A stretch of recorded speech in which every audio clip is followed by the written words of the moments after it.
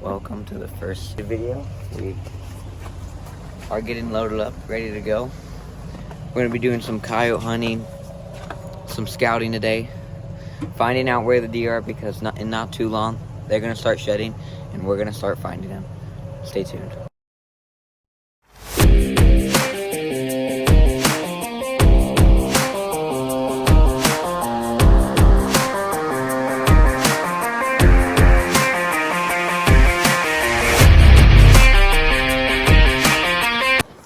To our first spot. This spot we're going to be doing mostly coyote hunting. Just make a couple calls, see if we can get any. And then we might find some deer in here, but not necessarily. I'll get you when we get to the mountain. We got some good news. There's been tracks in here. And it looks good. Made it to the coyote hunting spot. Now we just wait and wait for coyotes to come. Bad news, we couldn't get a coyote. We didn't even see one. But all those tracks were making me hopeful that we'd find one, but never happened. But good news, we do see some deer across this ridge over here. We're gonna try to get over there and glass them up.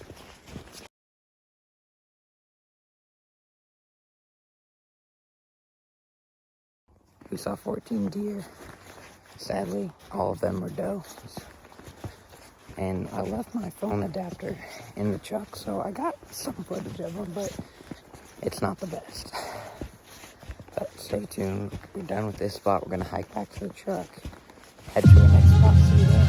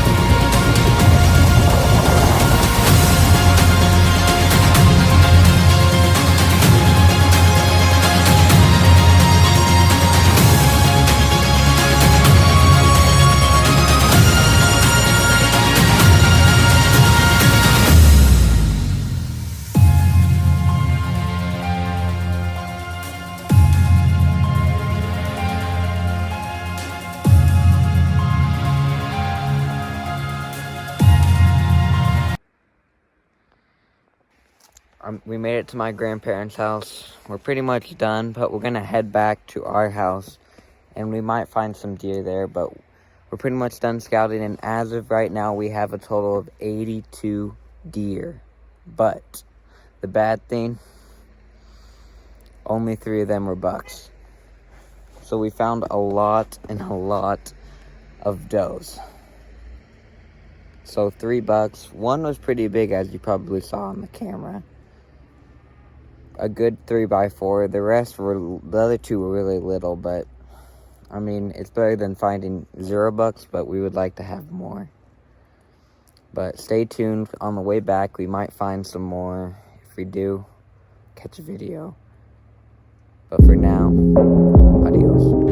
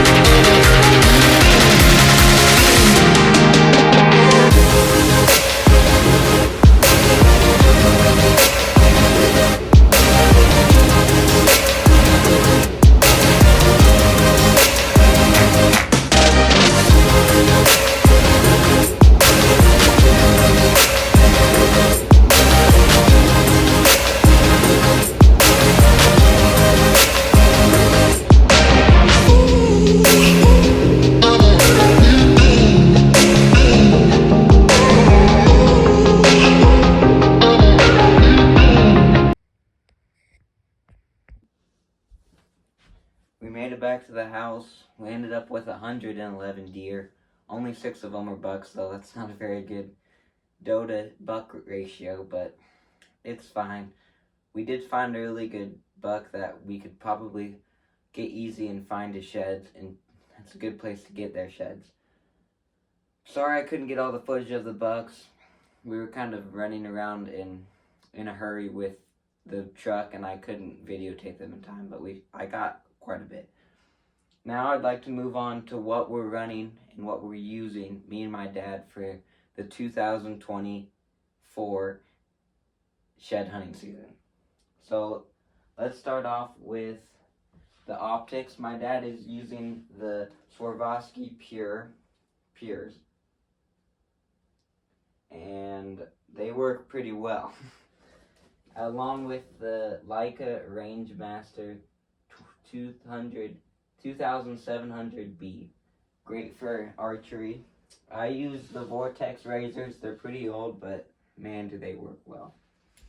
And then for spotting scope wise, we use the Zeiss spotting scope, and of course the MagView adapter. I can slap this on in the phone that I'm filming with right now, connect it to this. It's a magnet. My phone has a magnet on it, and that's where I get all my videoing from. It's pretty good and pretty easy.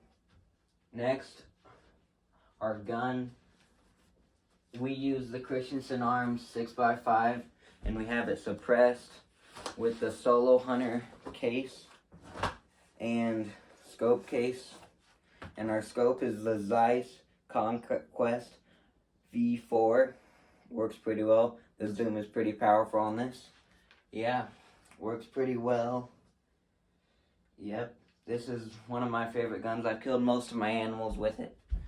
It's very, very, very dangerous.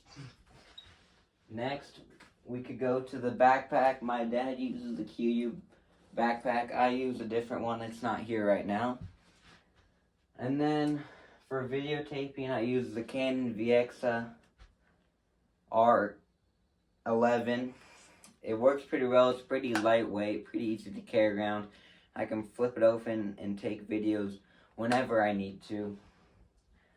And then, oh, this is very helpful. The Vanguard Equalizer 1QS. This one you can put on the gun, and when you don't have a tripod and you want to go prone, set this bad boy up and then you're in prone position. It works pretty well. Next, these are very important. The Black Diamond trekking poles. They have two purposes. One, obviously, trekking and hiking. The other is if you go like this, you have a very good rest for your gun, for our gun, and we use it a lot, and it has multiple purposes. It's very useful. Next, our gear.